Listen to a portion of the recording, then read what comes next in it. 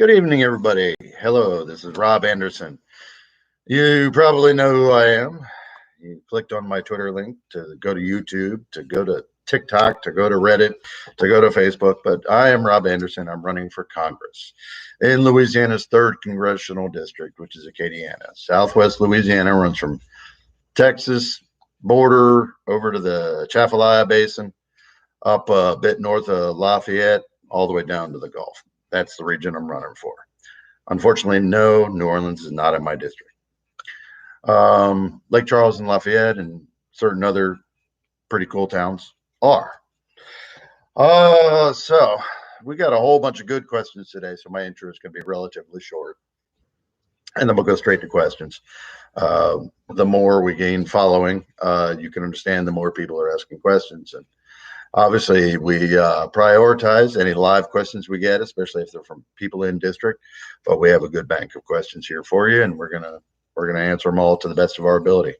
And Dave even has a couple to sneak up on me today.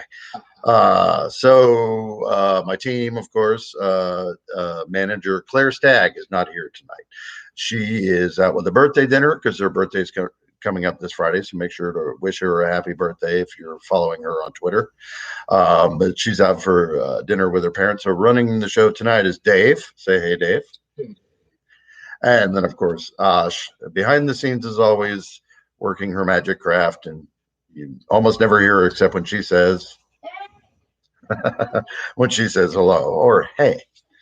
So our approach for the Southwest Louisiana district for which I am running is a 3-tiered platform: education, healthcare, infrastructure.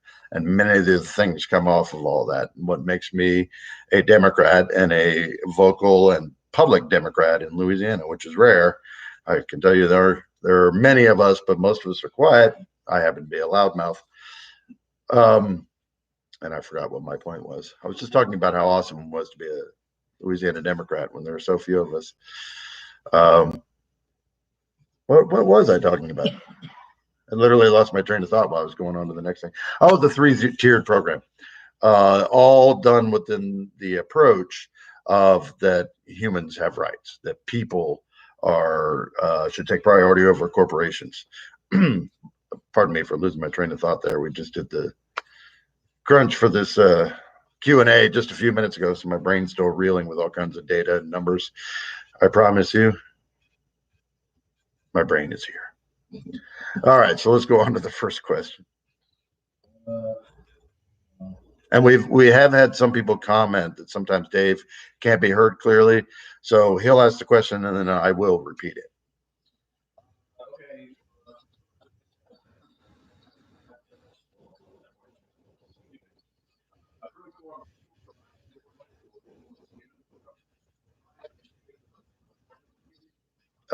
Rob, sorry for the funny YouTube name. I'll read it out then.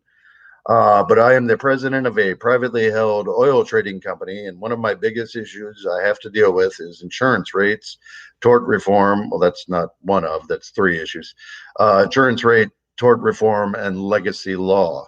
And I am sure all of those things are an issue, but I have to go with Dave here as in what specifically is your question and what help would you like from your congressional representative, which is what I'm trying to be. So we're going to get back to that one. All right. First question from the list of 27 questions is from Celtic Tiger. Hello, Celtic Tiger.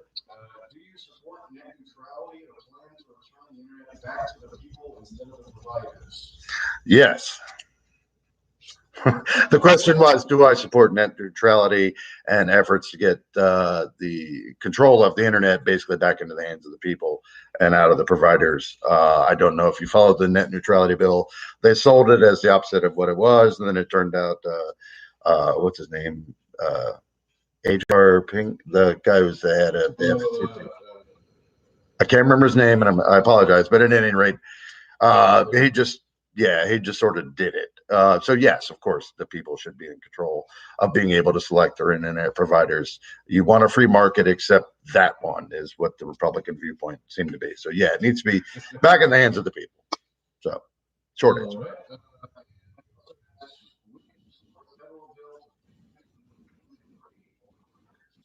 Will I support a federal bill to ban conversion therapy on minors? Yes.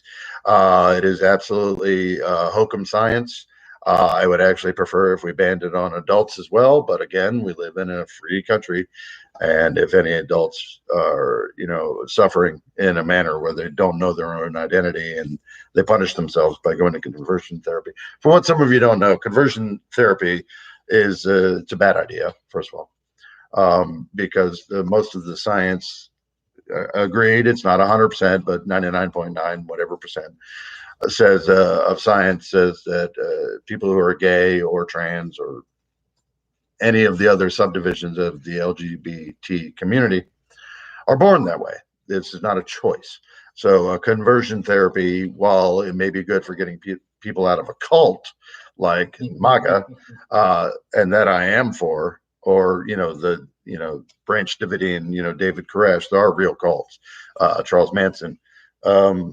There are people who specialize in taking people out of cults. Being gay is not a cult. So conversion therapy and on a minor, it's absolutely unforgivable that their parents may not even know what they're asking, of their child, that it's obviously they don't accept them. So yeah, they torture them, and that's bad.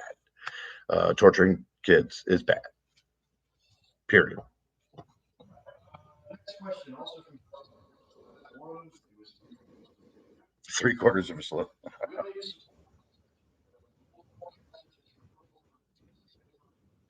Yes, absolutely, and that I think in the current era, it almost begs. Let me repeat the question again.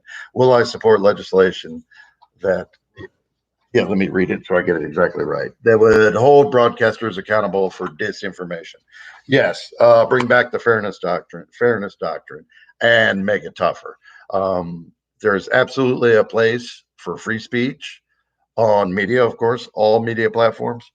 But opinion needs to be labeled as such, and news, or what is supposed to be factual information, needs to be absolutely held as such to a standard, just like a regulation of a speed limit.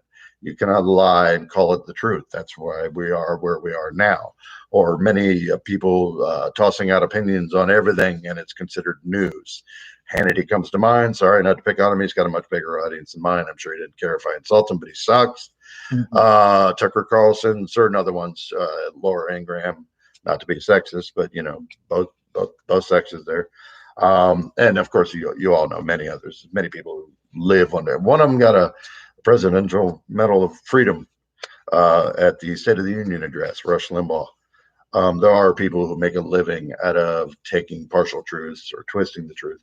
And if it's journalism, it has to be held accountable. There has to be fact checking, has to be sourced. It's very difficult, obviously, as we're finding out in real time, to regulate the First Amendment. It is fixed free speech. However, when you're reaching the masses, it's just like if they're selling poison, which right now that is being promoted. Hydroxychloroquine is being touted as a miracle cure for COVID-19, when the two studies I've seen so far contraindicate COVID-19. Hydroxychloroquine for. Right, like the old example is yelling fire in a movie theater. You can't do it. Next question. Oh, everybody's hopping. Hey, how y'all doing? I'll see the next one, Eugene. I'll just read it. Could you talk about your position on solar energy for Louisiana? That's a good question, Eugene, because as my regulars know, this is one of the key cornerstones of our policy position, is bringing in alternative industries, specifically and probably primarily first, solar energy, a level playing field. Many people market on the other side, market the fear of socialism. They call everything socialism, but what they don't want you to know is behind the scenes, they're providing subsidies to these major industries. If you knew how much the oil and gas industry was supplemented by the government, and the same with Walmart. I'm not picking on just oil and gas here. I know it may seem like it sometimes. Oil and gas is a very valuable industry in Louisiana. I'm not knocking it. I'm just asking them to play by the rules and pay their share. So solar energy is a big new industry. It's an $8 billion industry in Louisiana, a wide open market to bring in, and that means jobs. It means good jobs. It means tech jobs with a little bit of trade school or some other short, quick conversion between job fields. Having worked in blue collar fields, an 8-week course for something is, you could lead you to a field where a 4-year degree might not. So it's absolutely pro solar. It's one of the cornerstones.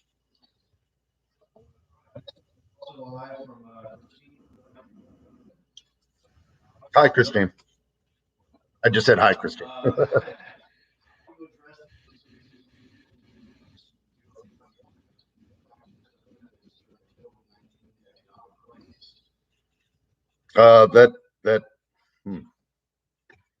That's a tough one. Let me repeat the question in case you couldn't hear it. Christine asked, what would I do, or what will I do? How will I address? Well, as we know right now, I'm not in elected office. So all I can do is speculate about the things that are bad that are happening to people in this room. I'm not going to give away people's details, but unemployment has hit close to home for us, and which makes our job all that much more important. There's a lot of people suffering right now because of COVID-19 and the government's response, and that falls on the executive branch and the legislative. We're not giving Congress pass here. There seems to be a lot of money for corporate bailouts, but the people themselves aren't necessarily getting a monthly check, or so a lot of people don't qualify. The qualification standards were low. A lot of people didn't get that stimulus check, so it kept some people afloat barely for a little bit, and then that hence the push for reopening, whether or not it is safe. So you threw me off with that note, so let me go back. So there's a lot of people suffering, and what would I do is I would be in Congress right now fighting to get more stimulus for the people. Senator Kamala Harris has a bill in the Senate right now, $2,000 a month stimulus payments until the economy is back on track. That I would assign that. I'm not running for Senate, I'm running for the House, but you get the point. Is that's exactly what should be happening. So you have to ask Mitch McConnell, why isn't that bill passing? And I'm in the same boat you are, but that's where I'd be fighting me getting the right bills passed.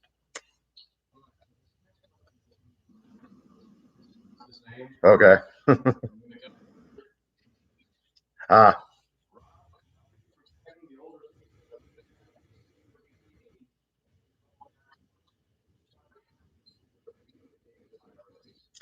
How would I protect the people? Well, as we know, the federal government abdicated a lot on this and waffled back and forth, so it is gone down to individual states. Now, fortunately, in our state, we have John Bel Edwards, who was out in front of the issue and has had common sense plans. I know he's been attacked, excuse me, from the right.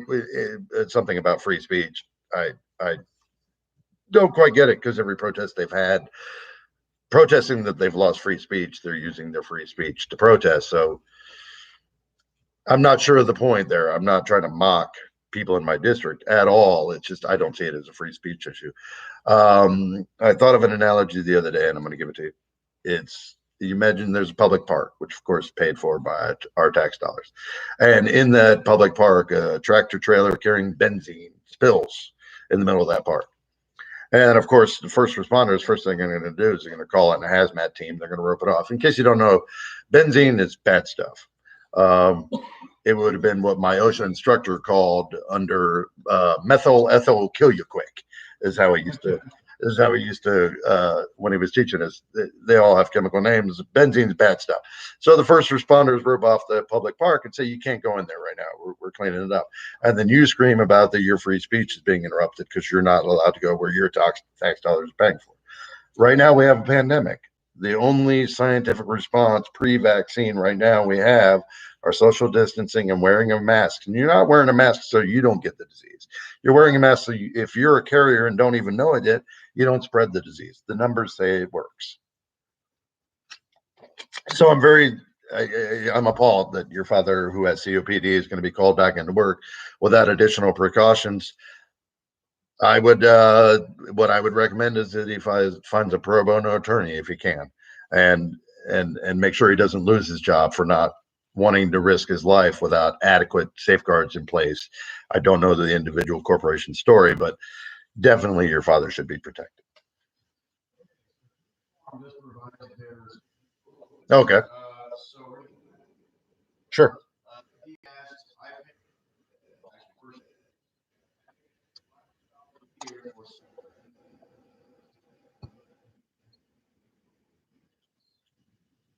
I almost never. Okay, I'm going to read the question aloud because you didn't hear it. Crude Farm says I pay an extra $500 a year for slip and fall insurance because my company has the name petroleum in it. Do I support that?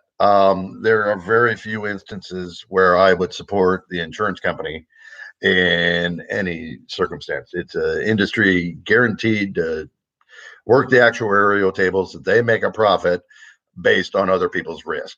So they make plenty of profit. In my case, should there be legislation to protect the name petroleum? I think that's rather specific, and it also would probably be hard to prove that that's unless they told you we're charging you $500 a year because you have the word petroleum in it. I wouldn't say that's fair. No, I mean, but I don't work for an insurance company, and I can't make them do anything. That's my point. Is if you want my opinion, no, I don't think that's fair.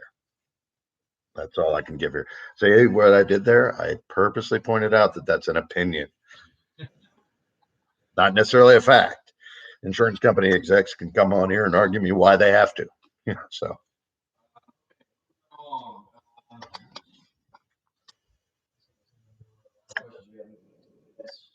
Yeah, there's one. What can we do as a community to stem the misinformation going around? That's MacGyver sheet. What can we do as a community? Well, you're doing part of it. If you follow on me on any social media or Dave on specifically Facebook, that's his strength. You want to give out your name?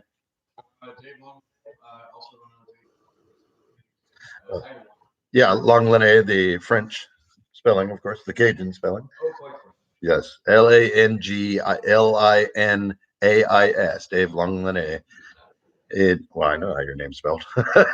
On Facebook, he is on Twitter, but he's a little teeny bitty, buzzfly of an account. But on Facebook, you have a lot of interaction with your people, and it's really strong.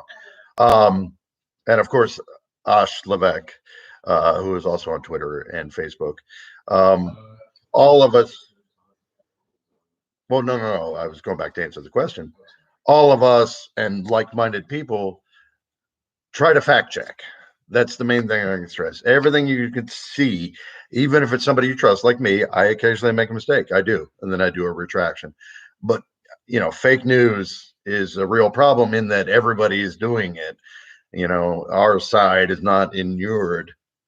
We may say the other side lies more, and the evidence does support that. However, it doesn't help anybody's cause to tweet that somebody died prematurely, or anything you see, don't believe it automatically. There are some trusted sources, and you'll learn them.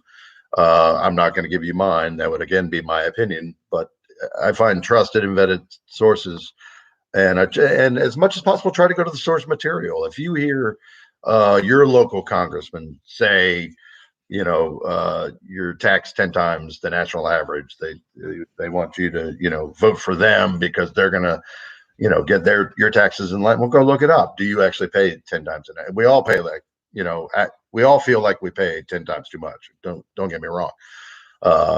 Everybody would love to have lower taxes, but a lot of us realize that the government does have functions to perform. So, but fact check, go to the source as much as possible. And if you see untrue things, call the person out on it. Oh, I didn't mean to. Sorry, Jim.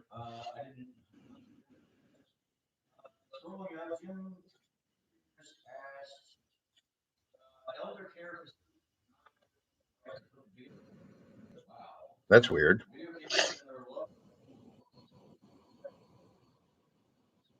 Absolutely, yes, they should. Yeah. The question was, in case you couldn't hear again, I haven't seen my mom in over 2 months because they won't let her have a camera in her room. Sounds like a horrible facility to me. And again, I am not familiar with the legalities of such. I know we, as a culture, for some reason, a lot of people don't. Um, there isn't the respect for elders that there should be in some of these institutions. Let's say that some nursing care facilities or hospice care are underfunded or understaffed because of underfunding. So yeah, you should absolutely. I don't know the rules, is what I'm saying specifically. Sure, Dave has a point. So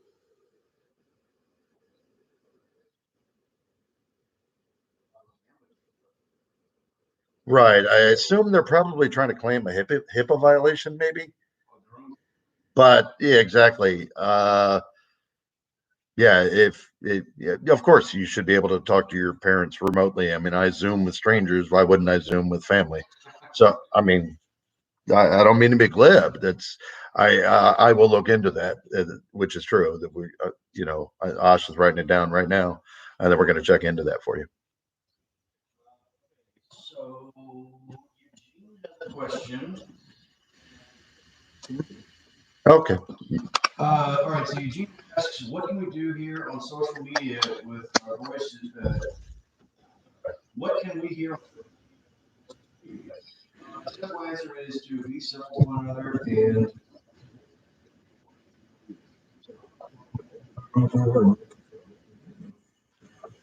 understand where they're coming from so you can revise your argument to suit them. Putting a wall up to block them out completely. So be civil to people and listen to what they have to say. You don't have to agree with them, but you do at least have to listen so that you can revise your argument accordingly. That's me. Yes, and if they're a troll and just looking for a negative answer for you, then your engagement is mostly wasted. I have to engage with people who don't like me automatically, but I can still manage to be civil before I block them, which I won't have the freedom to do if I'm an elected official. But on my page, if you're just coming around to start shit, you're going to get some. So, on to the next question. okay, next question back to Oh, and I just saw that Eugene updated. Some states HIPAA laws do not allow, which is what my speculation was, cameras for privacy reasons. It was never considered that cameras would be the only method. The law should be updated. Pandemic response. Yes, the city councils it's probably going to have to be at the state level of these regions where these nursing homes are.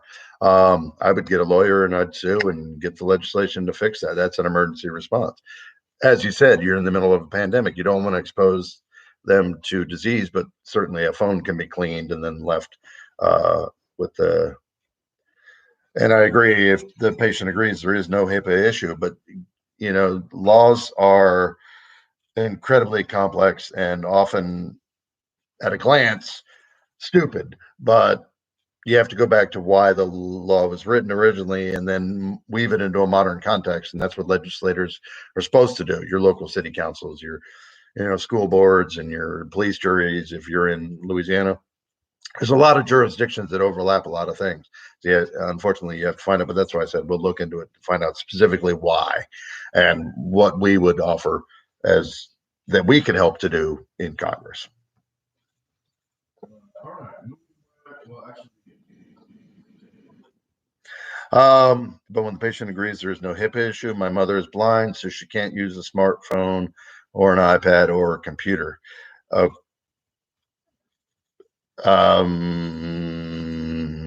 So it has to be. What is he? I don't understand what you're suggesting. I mean, you sound like you're in a pretty tough position, but that he wants to visit? Was that the original question? I thought he wanted to put a phone in. I'm sorry. I even tried. Wow.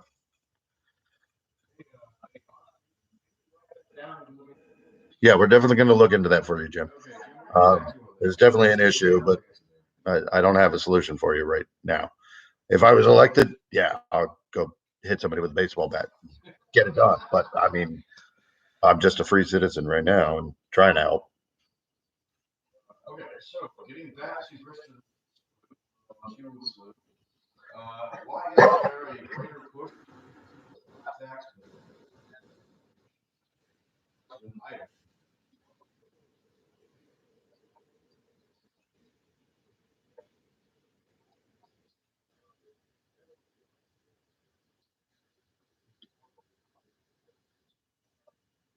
You're welcome, Jim. Okay, thank you for that question. Who was that from? That was Chris. Thank you for that question, Christopher. Yeah, Dave and I did when we were doing the research on this one prior to air. We did talk about several solutions, and it is obviously a multi-layered, complex issue with every state being having different sales tax issues, and of course the federal government having sales tax issues. But the heart of your question, we liked it. So we talked about it is why hasn't there been more talk about a flat tax substituting? Because what the intention of that would being if there was a flat federal sales tax added for a lessening of your income tax, then it would obviously be more luxury based, shall we say? If you're making 40,000 or less a year, or whatever the amount is, you're probably not buying a BMW. No, not BMW is not a luxury yacht, but it's a good car that's gonna, if you pay a little bit more on sales tax but you pay less on income tax, it probably balances out for you. But for the person for 40,000 who makes 40,000 a year is not gonna buy a BMW, but like a 2010 Ford F-150 or something, they're going to pay a lower tax and also have their income tax lowered. So it's one of those things that is a good idea. Is it coordinatable in the House and the Senate? Goodness knows, but it's a new idea that I hadn't heard about just yet. I mean, there's a lot of people want to change the marginal tax rates in a lot of ways, and they generally involve lowering the income tax, which is hard to do with the government's budget. And a lot of people say spend less, but then you get down to the argument on what gets cut. And we don't advocate cutting anything that helps people. And the other side kind of doesn't advocate cutting anything that helps donors. So that's the fight in Congress. And that's what we're here for, to fight for the people. That's my answer. Is that one of the ideas we'd use? Sure, of course. Try anything to make the burden on the working class less. So we have a live question that's actually not in the chat. And it was kind of down a little bit. Same.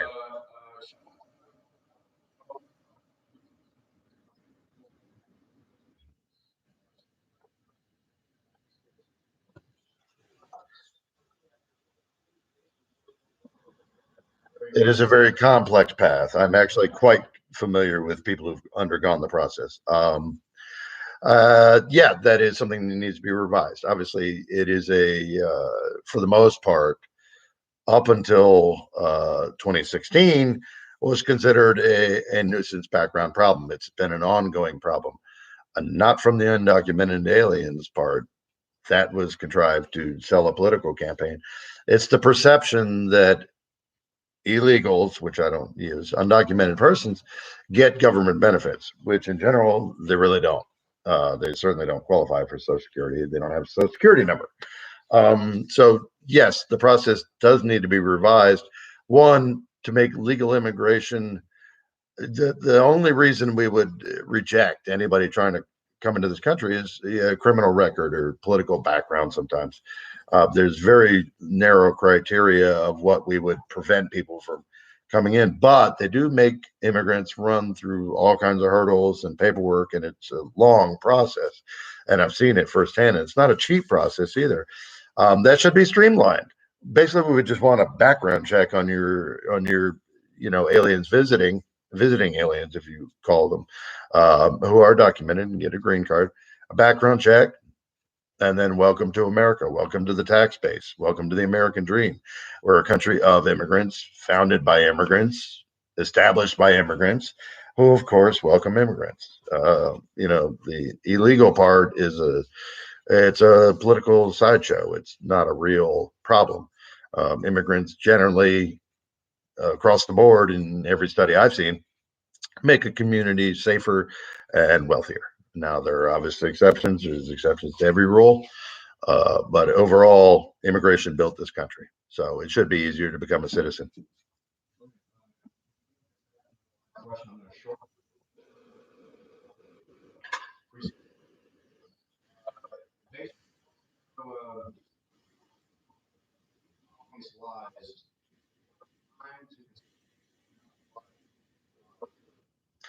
Okay, I'm going to answer that one. What is a good way to change minds of people that believe obvious lies? Is it possible? Is it worth the time? Consistently pointing out the lies and abuses of power to them. It depends on the person. Now, one of my literary heroes is Don Quixote, tilted at windmills for the love of fair Dulcinea. Um, just because a task is futile does not mean it's not worth doing to me. I think ultimately the world is what you make it, as Gandhi said, or be the change you want to see in the world, is what he said. We are the change. Do you think people should be more encouraging of others to bring them to the path of truth and to educate others? Yes, I believe in that fully. Is it worth it? It's a case by case basis. That's not a broad stroke thing. I've seen and have made friends with many people who did vote for Trump and then do regret it, and it becomes part of that social dynamic. Whereas most people don't like to admit they made a mistake, and especially such a monstrous mistake. So early on, you keep seeing evidence that you made a mistake, and you push back a little bit, and after a while, you're too invested to just walk away and go, you know what, I was right, wrong the whole time. The guy's nuts. He's a narcissist. Uh, you know, so it is person dependent. Okay, next question is. Did you do Sam's? Did we do Sam's? Yep. Oh, thank you. Uh, I got another one live. Christine Floyd Royland just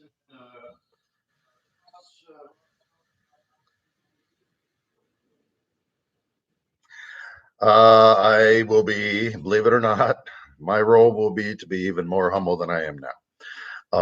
And I'm alternately humble and a little cocky about some things, but overall, I see that helping other people is a truly rewarding experience. And in Congress, in an elected position, I would be in a position to undergo enormous change for the better for my district and people who live right next to me in my district, my neighbors. And that is what I see my role in public service, to help others. And that means making tough decisions, and it means reaching out to the people and getting their input to make the right decisions. Um, that's not going to change from how I am now, except that some of more of my social media might be done by others then, but I'll always be me in one-on-one interactions. So it's to be someone who helps and educates their district, and I would love to help us push progress into the 21st century. And Louisiana is so poised. There's no reason that Louisiana isn't leading the nation in energy innovation. We are the energy corridor. 25% of your energy comes from right here. So there's no reason we shouldn't keep doing that. And why should our citizens be held enthralled of one industry when there's so many in such a brave new world? It's a little warm down here, but it'd be perfectly good for like a Google factory. Sure, come on down. Our legislators aren't conducive to change. They don't want change. They want things to stay just how they are, and that's how progress means. You got to vote in new people who are going to help you, who want to serve. I'm not doing it for ego. If I wanted ego, I could just be famous on Twitter and be satisfied with that. I have no interest in fame. I have interest in helping people and sharing the message of don't be a dick, to everybody I can. Travis.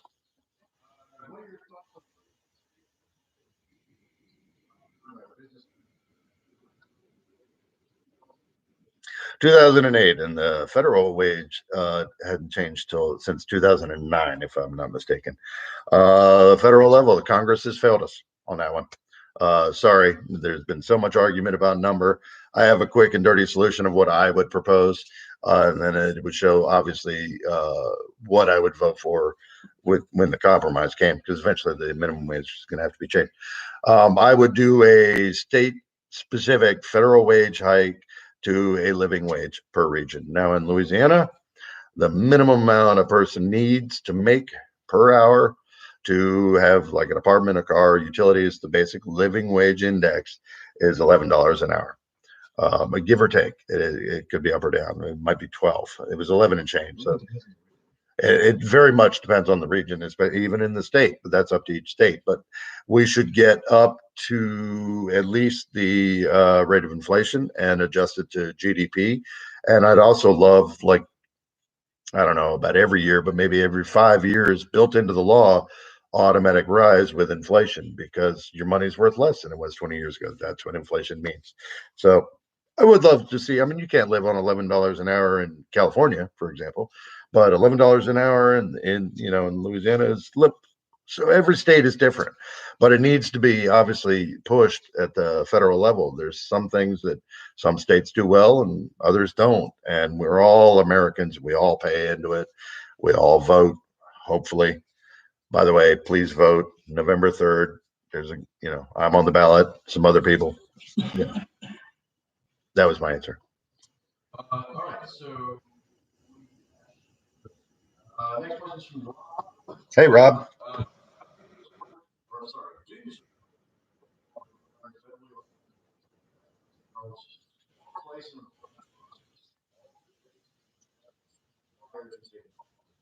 All right, that question was about whether federal officials should divest and disclose. Oh, okay. Well, then I'll combine them together. When you're talking federal jobs, you're talking multiple layers. The one I'm running for is the House of Representatives, where there are 435 reps from all over the country. The Senate, of course, has 100, and then the presidency has 1. I think when you get to the chief executive spot, yes, there should absolutely be a law that they should reveal 10 years of tax returns to me. And of course, they have to divest, and that means completely divest, not sort of divest, but divest. If they made Jimmy Carter sell his peanut farm, that's it. From now on, presidents have to divest. We have to make sure they are not profiting off of our country. They're there to serve. Now they're rewarded well, and they become enormously famous, and you can make a lot of money selling your book later. But as president, you are being president. Senators, I would say the divestment thing, although they had the stock scam recently, I'm not sure that would go on divestments, especially since it would be the Senate voting on it. So they're not going to go for that. But definitely disclosures. We should definitely see disclosures of tax returns, which is already in place for at least the Senate, if not Congress. I believe Congress. Yeah. I mean, they do have to disclose. I think divestment probably should be reserved for the top slot. It's kind of hard to do. Ultimately, would it be a good thing for the American people? I mean, I'd have no problem. I'm poor, so I have nothing to divest myself of. I have my pickup truck. I'm not going to divest myself of that. I need something to drive around DC. It's an EcoBoost, so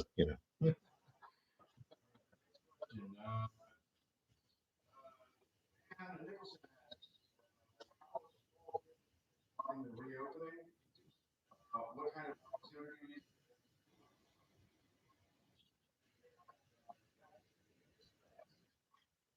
Okay, how are small businesses handling the reopening? I watch the same news you do. Right now, there's a lot of people struggling, and it's true that the federal response, at least, has been lackluster and scattered. This sort of takes on what we talked about a little bit earlier. That we should be doing better right now. And small businesses, again, I am 100% on the side of people in almost any endeavor. Small businesses are people. That's the whole idea. It's a mom and pop. A small business should not be a steak chain, that's nationwide, that got 2 separate loans. Now, they did give them back, and I'm not even going to say their name because they did give them back because they got called out. But there should be oversight. As with anything in government, you see that it's necessary. Excuse me. There should be oversight to make sure that this goes to the small businesses, the real small businesses. 3 employees, but they all need their livelihood from small business. They should have gotten the first loans because they're the ones who also have to do the most adaptation. Probably, you're talking about restaurants. You got to set up wider space between your tables, and therefore seating fewer people, and your servers have to wear masks, and there's a lot of your cooks, you got people handling food. There's a lot of things, costs associated with reopening, and I'm not blind or numb to that. I'm not in a position to do anything but call attention to it on social media until I'm elected. But yeah, I would always say small businesses are the foundation of America, and then they get big, and God bless. We did have Dave just pointed out in a note, in Louisiana we had a vote in our legislature earlier today. How did that vote go, by the way? Oh, we don't even know yet. But knowing my state, I'm going to venture a guess. The issue is the federal relief to the unemployment of $600 a week, and Louisiana state unemployment is 247 a week, because we're a relatively poor state, and Republicans hate workers. They just like the product of their work.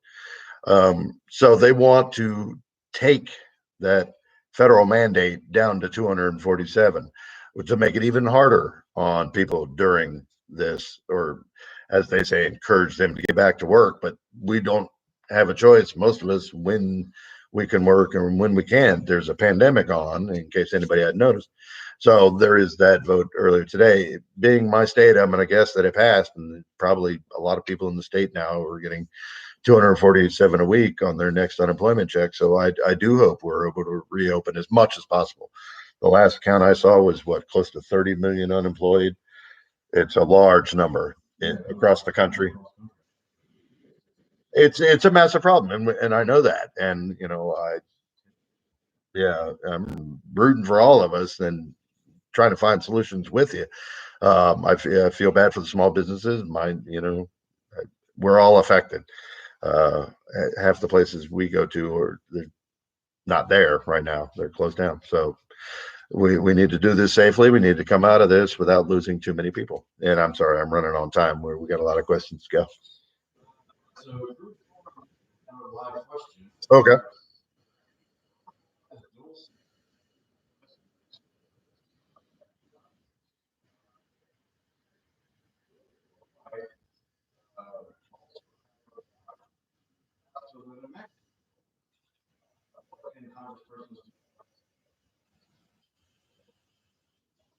Yeah, I got it. It's not the Dave show. To answer that question again, we did talk about that immigration laws need to be reformed. Obviously, when you're talking about a married couple with dual citizenship and one person is forced to live somewhere, obviously something's broken. And I don't know the reasons behind the individual case, but that goes back to, yes, we need to reform. And I don't need notes, Dave. We do need to reform those laws, and for that reason, we should be encouraging people to immigrate, especially people with clean criminal background records, obviously.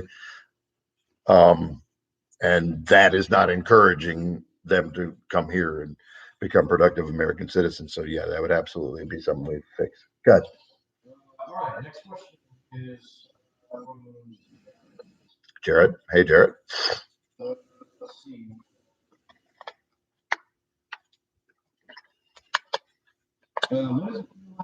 Why does it feel like there's a power struggle?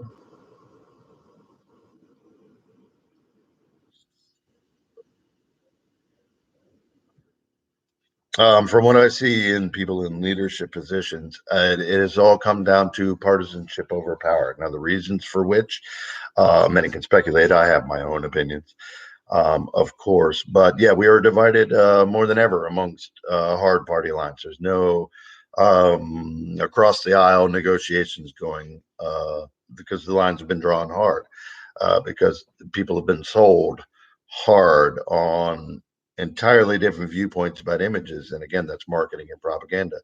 I know that almost anybody I meet in person, I can get along with them and talk to them. So I know, and I've met several Congress people, even though I'm not elected yet. I've met several of them and got along with all of them. Are there going to be a couple that you probably have to grit your teeth to deal with? Sure, of course. And you don't have to like somebody to work with them. I haven't always liked all my coworkers. I've drilled with people I hated, but as long as they did their job and kept me from getting killed by, the auger crashing down, that's all I care about. And the same in Washington. If they do their job, I guarantee you I'll do mine, because I'm just there for the people. I'm not there for them. Hey, Eric.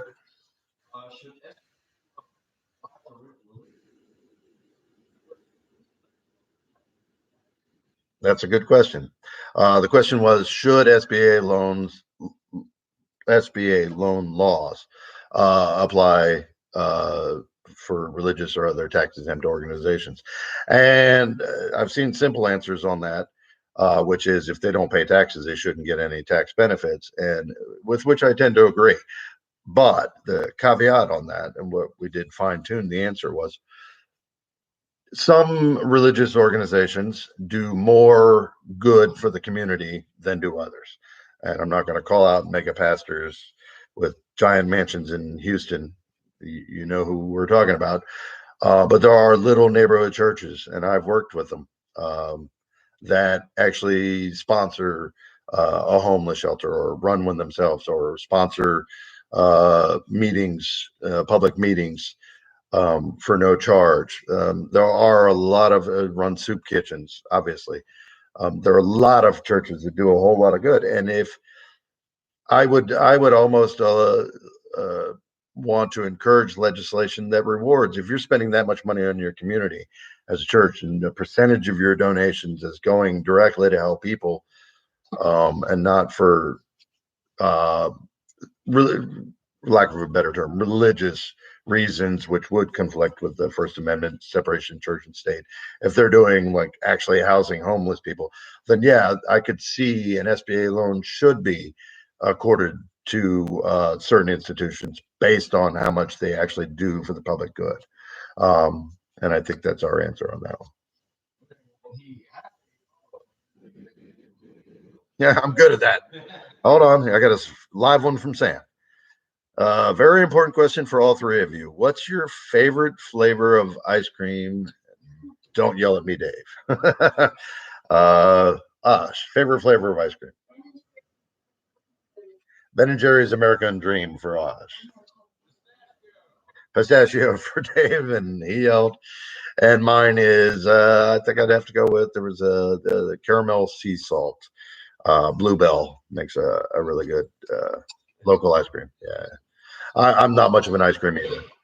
And, that one was from Thor's Hammer there, Sam.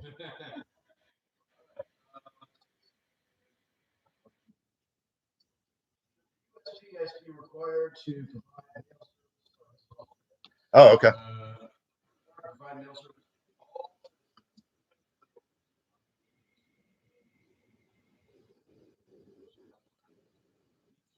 Example.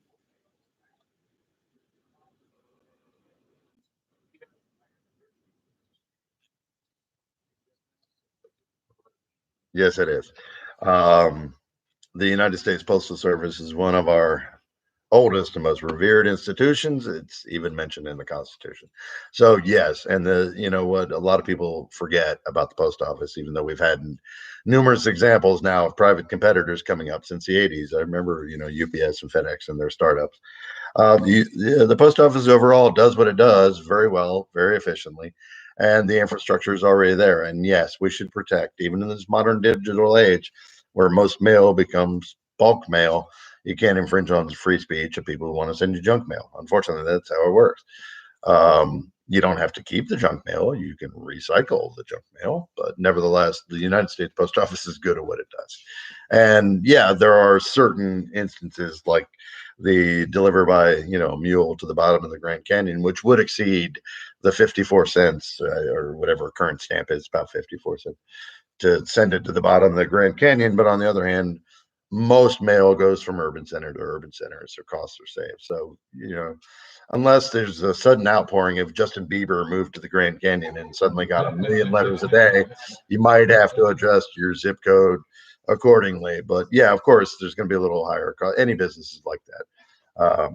Amazon's 2-day shipping is under the same principle. Sometimes they get away, saving money by having you do your subscription, but a lot of times it's just to gain the subscription fees, and you eat costs here and you gain costs there, and you look at your bottom line at the end. The bottom line is the United States Post Office works, it stays on budget. So no, I wouldn't change that. 2 more questions. 2 more questions and we're done. Yay! Well, this is a big question. Stacy, I would like to know.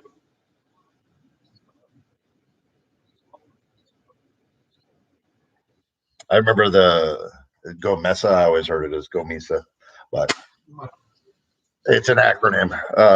Do I support that? Actually, I would support and augment is the question. In case you didn't hear that, let me read that. The Gulf of Mexico Energy Security Act is known as GOMESA or GOMISA, as I've said it, which actually is federal legislation that allocates revenues specifically from our area to stay in this area. And there were a lot of restrictions and rules on it. And actually, we want to augment that. Our own legislation that we were talking about actually folded in and updated GOMESA. So, yeah, GROW MESA, maybe we'll call it. It's a GROW Act. Gulf Region Omnibus Works Act is ours, but that's neither here nor there for now.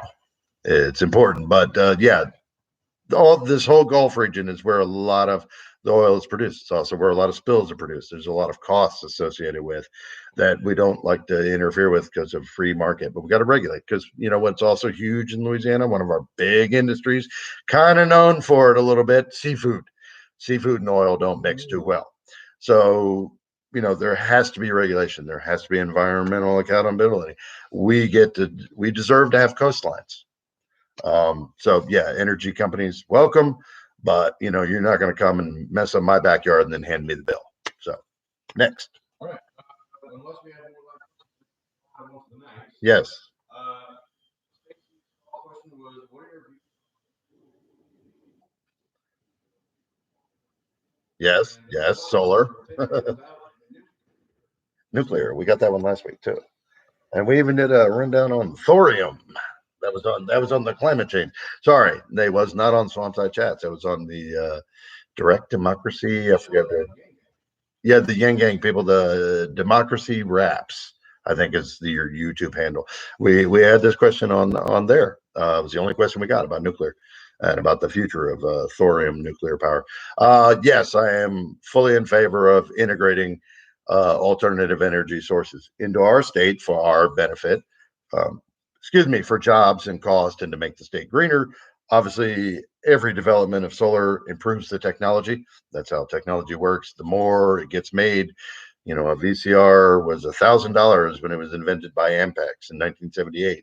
And by 1998, they were $50 or giving them away free with a, you know, Blockbuster subscription, both of which are useless 5 years after that. So technology increases. Necessity is the mother of invention. More solar power means better solar power and more versatile forms of alternative energy. I know they're looking at the wave tide generators and wind turbines, of course, are already a thing. Windmills cause cancer, but wind turbines perfectly good. So yeah, we're very big, and solar is ready now, which is why when you say favorite, what that will obviously promote is an increase and improvement in battery technology, which is key when talking about solar. Because yes, as Trump pointed out, at night we don't gain solar power, so there has to be a battery or a feed from the grid and a crowdsourcing of the energy. There's all kinds of solutions. Let the market do it. Create an even playing field down here. You know, let the alternative energies compete. We would love for the natural beauty of our bayous and basins to be pristine for years to come. Final call for questions. Well, it's too late. Thank you all. I have been Rob Anderson for Louisiana at Rob Anderson 2018 on Twitter, Rob Anderson for Louisiana on Facebook. There's lots of other social media. Most important is www.robandersonforcongress.com. That's where if you've liked what you've heard and you want a Southern Democrat who can actually win and flip a district, I'm your guy. Please donate. We're crowdsourced by people. 98% of my donors are considered small donors, small individual donors. Now, the other 2% are not corporations. They're just larger individual donors. Some people are, you know, have more money than others. But, you know, I got a donation the other day of $1.82, and I was tickled. Thank you very much. All those little donations help. They all add up. We can do this. We can fight. We need your help. Thank you, Pistachio Rocks. That was Dave. Yeah, that was from SB Johnson Thank you all. And of course, we're doing this every week now, every Wednesday at 7 p.m. Central Time. We'll be online, and I think we're getting better at it, maybe a little sillier with it, but we do take the questions seriously. We do review them, we research them. We're going to do a good job for you, and I'm proving it every week. So thank you all, and have a good night. Stay safe.